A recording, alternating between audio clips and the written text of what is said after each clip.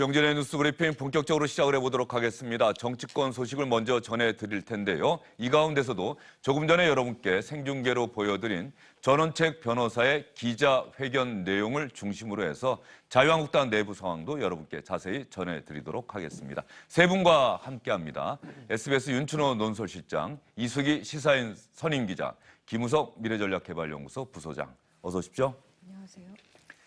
들어오시기 전에 전원책 변호사의 기자 간담회 모두 발언 들으셨는데 말이죠. 윤춘호 실장은 어떤 내용이 귀에 들어오던가요?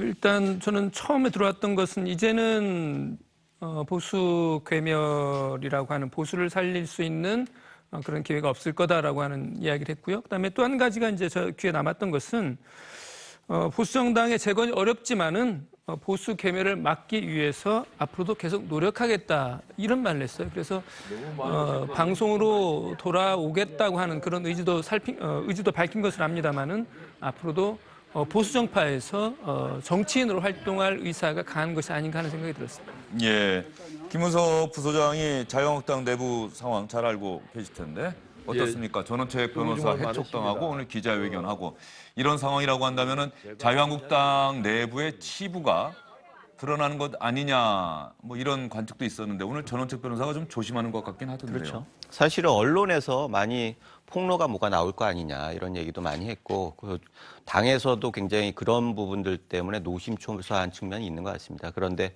오늘 일단 아까 하는 거 보니까 폭로 부분에 대해서는 일정 정도 선을 그었고요.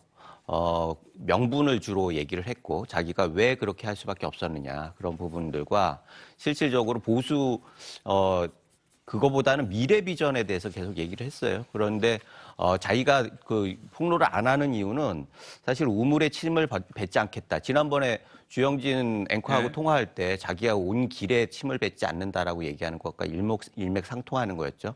그래서 그런 취지에 준수를 하면서 그런 게 첫 번째 이유고 두 번째는 미련이 없다. 예. 개혁을 하지 않는 그런 정당에 미련이 없기 때문에 그런 부분들의 두 가지 이유를 들어가지고 비판을 하질 않겠다. 그러나 그럼에도 불구하고 보수 진영이 계속 중요한 역할을 해야 하기 때문에 자기는 보수 재건을 위해서 최선을 다하겠다 이렇게 얘기를 했는데요.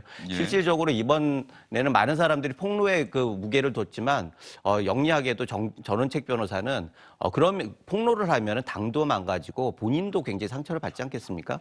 그런 면에서는 굉장히 현명한 판단을 했던 것 같고 계속 지향을 얘기하면서 본인의 몸값을 계속 키워가지고 앞으로 향후에 길을 열어놓는 그런 작전을 한 거 아닌가 생각이 됩니다. 그러면 전원책 변호사의 모두 발언, 기자 질문 한두 개 받는 것까지는 여러분께 보여드렸는데 그다음에 전원책 변호사가 어떤 질문을 받았고 어떤 대답을 했는지 여러분께 보여드리도록 하겠습니다. 인재 영입과 관련해서 어떤 숨은 이야기가 있었는지 전원책 변호사의 말입니다. 예, 이런 그 질문이 제일 먼저 나올 줄 알았습니다. 진실은 하나입니다. 그리고 그 진실은 제가 나중에 언젠가는 말씀을 드리죠. 뭐 여러분들도 다 아실 만한 분을 그분들이 저에게 요구를 했고 저는 응하지 않았습니다. 저는 제가 알고 있는 가까운 분을 조광윤으로 모시지 않았습니다. 제 사심이 혹 개입할지 모르는 것을 사진에 차단했습니다. 그만큼 저는 엄정하게 조광윤을 모셨는데 그 뒤의 뒷 얘기는 제가 나중에 세월이 좀 지나면 말씀을 드리겠습니다. 죄송합니다.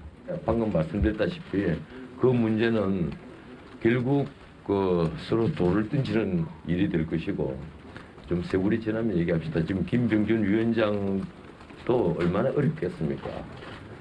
서로를 이해를 해야지 제가 나는 정말 깨끗하고 난 잘났고 그분은 나쁘다 이렇게 말하면 그건 제 얼굴에도 침을 뱉는 행위가 될 겁니다. 예, 지금 들어본 내용은 아까 여러분께 보여드렸던 내용을 다시 한번 여러분께 축약해서 보여드린 겁니다. 첫 번째, 두 번째 질문에 대한 대답인데 말이죠. 김병준 비대위원장에 대해서 즉답을 피했다. 사실상 전원책 변호사가 김병준 비대위원장에게 강한 불만을 갖고 있는데 오늘 얘기를 안 하고 있어요. 저게 더 많은 해석을 낳지 않을까 하는 생각도 좀 들어요. 그러니까 사실 핵심적으로 나왔던 오늘의 일종의 폭로, 그러니까 본인은 이제 폭로라고 했던 부분에 대해서 약간 또 불만을 얘기하셨었는데, 그러니까 만약에 폭로가 나온다고 하면 그건 결국은 김병준 비대위원장에 대한 불만이고, 그게 김병준 비대위원장이 얘기했던 사실은 그동안에 해명이 좀 나왔었죠. 네. 그러니까 그동안에 그 전호책 변호사는 김병준 비대위원장이 조강특위 위원으로 특정한 사람을 요청을 했고, 근데 그 사람에 대해서 본인이 받아들여주지 않으니까 그 다음번부터 협조하지 않기 시작했고 그랬다는 거거든요. 그래서 정권을 주지 않기 시작했다는 건데 거기에 대해서 김병준 비대위원장은 내가 그런 적이 없다. 그러니까 제가 이거에 대해서 좀 비대위원들한테 물어봤더니 비대위원들이 얘기하는 설명은 이렇습니다. 그러니까 빨리 좀 했으면 좋겠는데 조강특위 위원을 선정을 못 하고 있더라. 예. 그래서 본인 김병준 위원장이 2명을 추천을 했고 그랬더니 거기에 대해서는 받아들이지 않았고 나중에 결국 위촉한 사람들이 본인의 대학교 동문들이거나 아니면 그 같이 활동을 했던 사람들이더라. 비대위에서는 이제 전원책 변호사가 사적인 인연을 고리로 해서 그런 사람들을 특위위원으로 위촉했다 이거죠. 위촉했다. 예. 그랬다는 거고요. 그리고 빨리 진행해줬으면 바랬는데 그 부분에 대해서 빨리 안 하면서 계속해서 전대를 늦춰야 된다고 얘기를 했는데 결국 6월, 7월 이렇게까지 얘기를 하는 거는 4월 재보선을 조광특위 위원들이 하겠다라는 의도가 들어있다라는 거 첫 번째. 내년 4월 재보선. 예, 두 번- 아무도 그 이야기는 하지 않았었는데 이제 예. 그 이야기가 나왔네요. 두 번째, 6월, 7월까지 가겠다고 하는 거는 결국은 그때 만든 당협위원장들을 통해서 공천을 하겠다는 거기 때문에 결국 내년 공천권까지도 염두에 두겠다라는 생각.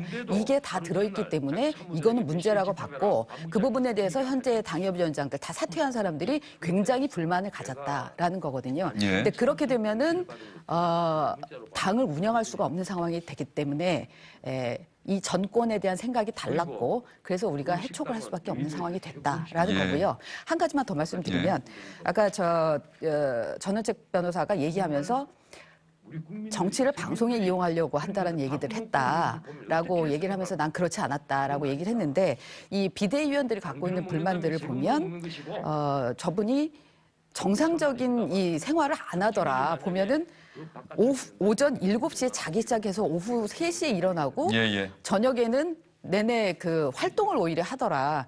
그리고 그러니까는 회의도 제대로 이루어지지가 않았다라는 거 하고 두 번째 방송을 어떻게 조강특위 위원을 하면서 예능 프로그램을 하겠다고 하느냐. 그러면 전날 저녁에 방송에서 막 웃는 모습이 나왔는데 그 다음날 아주 엄숙하게 사람에 대해서 잣대를 들이미는 이런 모습이 보여지는 거 아니냐.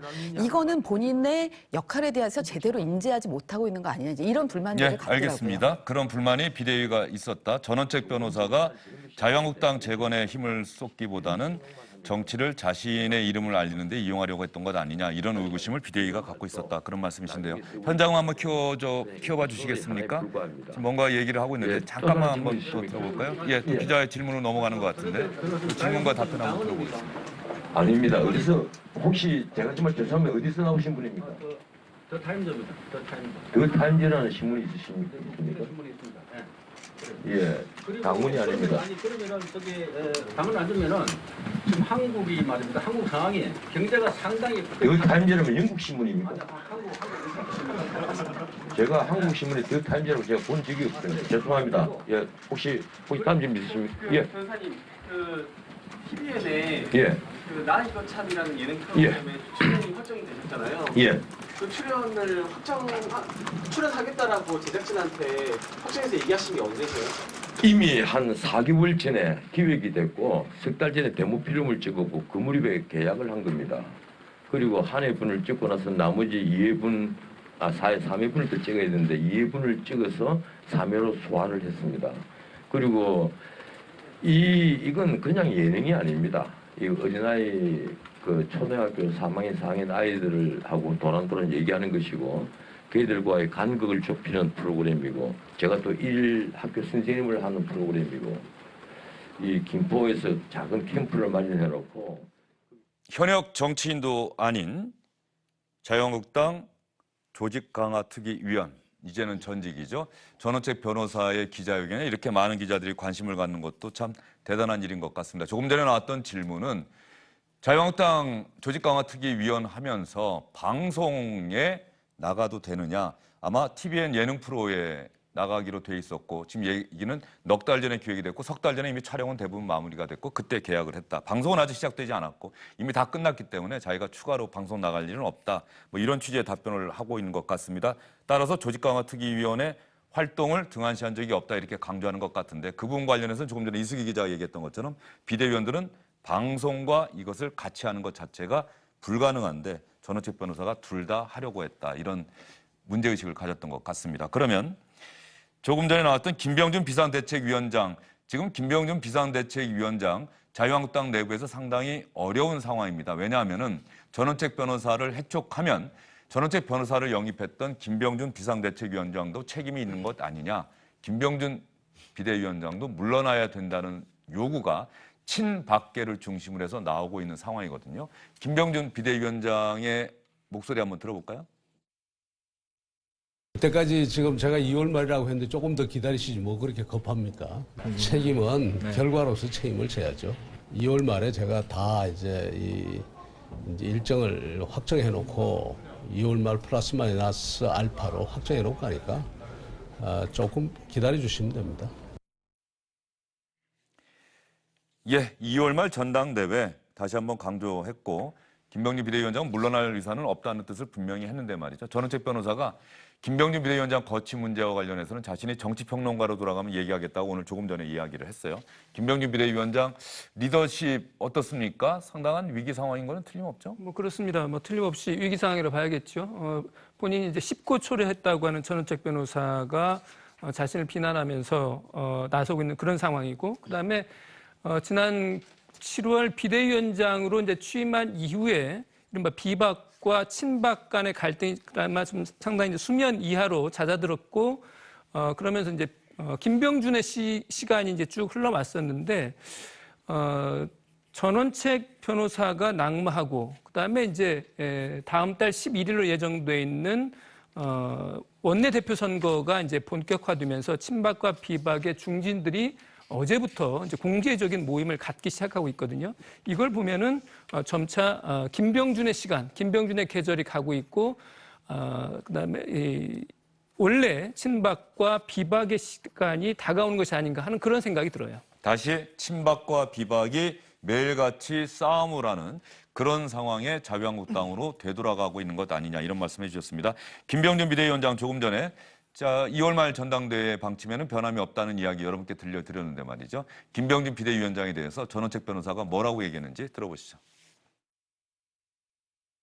김병준 위원장님께서 해촉한 날, 그리고 오후 1시 21분에 해촉을 했는데 그 무렵에 나온 뉴스가 팔을 자르는 기분이다. 뭔가 현대 정당 내의 민주주의를 오해를 대단히 하신 것 아니냐. 그분이 대통령이고 내가 만약에 비서였다면 팔을 자르는 기분이라는 걸 제가 이해를 100번 하겠습니다. 제가 그분이 수족이 아니지 않습니까?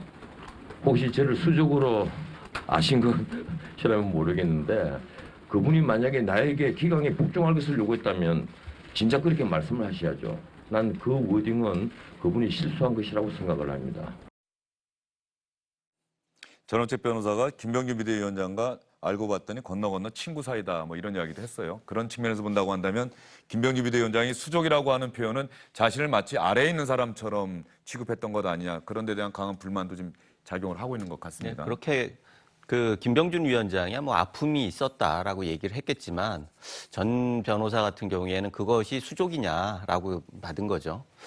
실제로 비대위원회 처음에 했을 때도 둘 간에 어떤 관계냐 이런 얘기들이 많이 있었습니다. 그런데 지금 그런 얘기도 하니까 이게 뭐 수족의 문제를 떠나서 당에서 과연 전원책 변호사를 모셔오면서 어떤 미션을 줬느냐, 그 전권이 뭐냐라고 하는 부분들에 대해서 집중할 필요가 있어요. 그래야지 그 다음에 똑같은 일이 벌어지지 않기 때문에. 그런데 사실은 당에서 줬다는 정권과 전원책 변호사가 생각했던 정권이 완전히 달랐던 거죠. 당에서는 그야말로 조강특위의 당원 당규상의 규정에 있는 전체의 권한을 위원장이 아님에도 위원으로서 다 주겠다라는 얘기였고 그것이 인선에도 충분히 반영이 됐다고 얘기를 하는 거고 전 변호사의 얘기는 그게 아니라 실제적으로 인적 청산을 비롯해서 모든 것에 대한 당무 전반에 대한 정권이었다라고 이해한 것 같아요. 그런 면에서는 확실하게 둘 간의 커뮤니케이션이 미스됐다라고 하는 부분이 확실한 것 같고 그런데 지금 같은 경우에는 그것들을 서로 왜 공격을 안 하느냐 굉장히 조심스럽지 않습니까?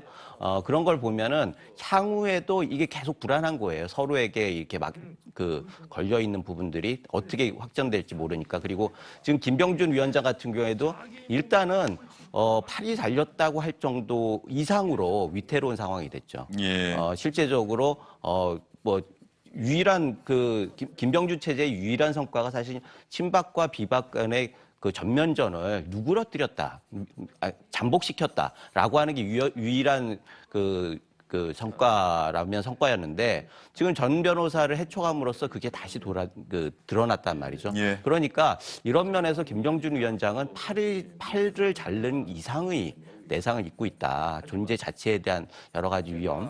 그래서 비대위의 동력뿐만 아니라 비대위원장의 향후에 어떤 생각을 하셨는지 모르겠지만 그런 것들에도 굉장히 큰 차이가 있기 때문에 팔을 잘랐다고 하는 그 아픔 정도는 충분히 이해가 됩니다. 예, 김병준 비대위원장 어쨌든 리더십에 상당한 위기다. 이것만은 분명해 보이는데 말이죠. 전원책 변호사가 이제 기자들의 질문에 계속 답변하고 있는데 아마도 기자들이 기대했던 것처럼 자유한국당 내부에 어떤 일이 있었는지 도대체 비대위원들과 조직강화특위위원들 사이에 어떤 이야기들이 오고 갔는지 이 부분은 구체적으로 밝히지 않는 것 같습니다. 다만 조금 전 기자가 이런 질문을 했다고 합니다. 자유한국당 내부에서 도려내야 할 것이 있다고 한다면 무엇입니까? 라고 질문을 했더니 전원책 변호사는 이렇게 대답을 했다고 합니다. 한국당은 정파가 있는 정당이 아닙니다. 개파가 있는 정당입니다. 일종의 사조직이라고 할 수 있습니다. 정당의 정파는 얼마든지 있어도 됩니다. 바람직한 현상이기도 합니다. 정당 내 민주주의가 작동이 된다면 그러한 정파 간의 갈등을 통해서 당의 정책이 만들어지고 그리고 그것이 국민들에게 설명될 수 있습니다. 그런데 한국당은 그런 정파가 있는 것이 아니라 개파만으로 작동하는 정당입니다. 그 정당의 개파는 사조직이라 부를 수 있고 드러내야 할 조직입니다. 18살에 출량을 합니다. 공부 잘해서 서울에 있는 대학으로 갑니다. 그래서 관료로 자라고 기업가로 자라고 학계에서 자라고 법조인이 되고 언론인이 됩니다. 그래서 어느 정도 사회에서 성공을 하면 자기의 생활 근거지는 이미 타향에서 몇십 년을 보내는데도 다시 고향에 돌아가서 난 고향의 인물이다고 해서 출마를 합니다. 그곳에서 편안하게 제설을 하고 삼선을 합니다. 이런 조직을 드러내지 않으면 한국당의 미래는 없습니다. 제가 그래서 온실 속의 화초보다는 들판에서 비바람을 맞으며 자란 그런 들꽃 같은 존재가 필요하다 이렇게 말씀을 드렸던 겁니다.